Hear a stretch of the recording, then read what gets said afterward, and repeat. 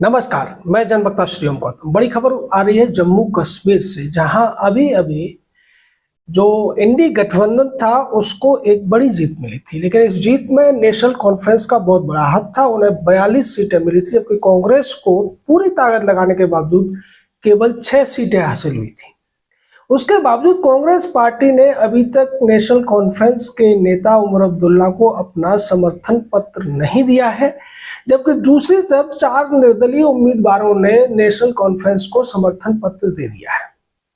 इसके पीछे की वजह यह है कि कांग्रेस चाहती है कि जम्मू कश्मीर में जो गवर्नमेंट बने उसमें जब कांग्रेस पार्टी की तरफ से एक उप मुख्यमंत्री होना चाहिए। इसको लेकर उमर अब्दुल्ला और फारूक अब्दुल्ला दोनों ही इनकार कर रहे हैं, और अब उमर अब्दुल्ला ने एक अल्टीमेटम दे दिया है कांग्रेस पार्टी को कि आपके पास एक दिन का समय है, या तो हमें समर्थन पत्र दे दीजिए, नहीं तो हम आगे कुछ और सोचेंगे। ये कुछ और क्या सोचना है? दरअसल 90 सीटें हैं जम्मू कश्मीर की विधानसभा में, और उसमें 42 सीटें पहले से नेशनल कॉन्फ्रेंस के पास है। 4 निर्दलियों का उनको समर्थन मिल चुका है, यानी कि अब वो बहुमत का आंकड़ा छू चुके हैं। यही वजह है कि आज उमर अब्दुल्ला ने अल्टीमेटम दे दिया, और इसके पीछे एक बड़ी वजह यह भी है कि भारतीय जनता पार्टी की तरफ से भी उनको एश्योरेंस है कि वो सरकार नहीं गिराएंगे, क्योंकि भारतीय जनता पार्टी के पास 29 सीटें हैं और वो किसी भी हालत में सरकार तो नहीं बना सकती। लेकिन भारतीय जनता पार्टी भी ये चाहेगी कि जम्मू कश्मीर की जो सरकार बने उसमें कांग्रेस का बहुत ज्यादा दखल न हो। हरियाणा में कांग्रेस की जिस तरीके से करारी हार हुई है, उसके बाद पूरे देश में जो इंडी गठबंधन के दूसरे नेता हैं वो कांग्रेस को आंखें दिखाने लगे हैं।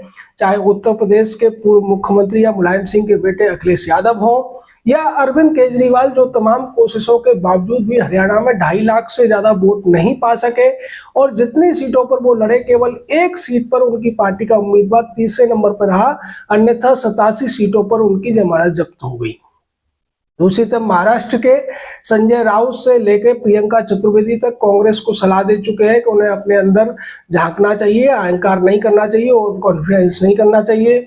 उसी तरीके से चाहे ममता बनर्जी हो या दूसरे नेता हो, इसी तरीके की बातें करते हुए नजर आ रहे हैं।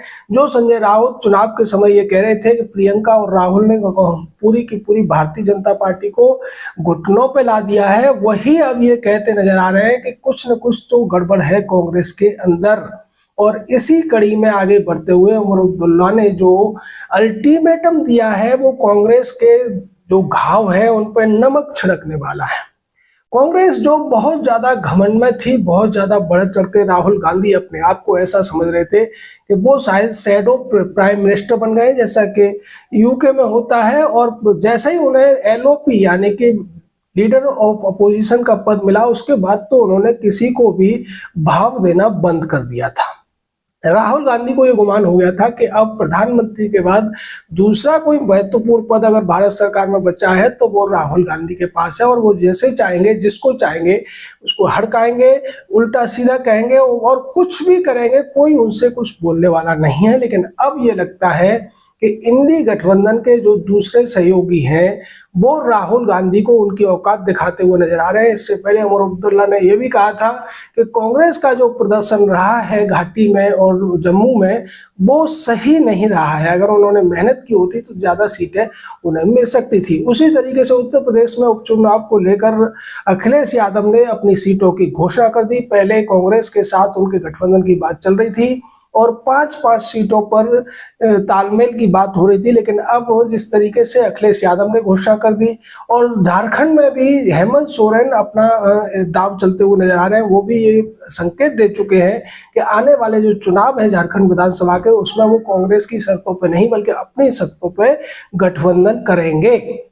ये कांग्रेस के लिए एक से एक झटका है। और जम्मू कश्मीर में अगर आज कांग्रेस अपना समर्थन पत्र नहीं देती है, वो ज्यादा बार्गेनिंग की कोशिश करती है, तो आप निश्चित मानिए कि उमर अब्दुल्ला की सरकार तो बनेगी, लेकिन बिना कांग्रेस के समर्थन के, क्योंकि भारतीय जनता पार्टी उन्हें एश्योरेंस दे देगी कि आप सरकार चलाइए, हम आपकी सरकार को कोई खतरा नहीं बनेंगे। और ऐसा होने पर कांग्रेस न केवल हरियाणा हार चुकी है, बल्कि वो उनका गठबंधन में रहते हुए वो जम्मू कश्मीर में जीतने के बावजूद एक बहुत बड़ी बाजी हार जाएंगे, जो राहुल गांधी के लिए और मल्लिकार्जुन खड़गे के लिए रणनीतिक तौर पर एक बहुत बड़ी हार होगी। जय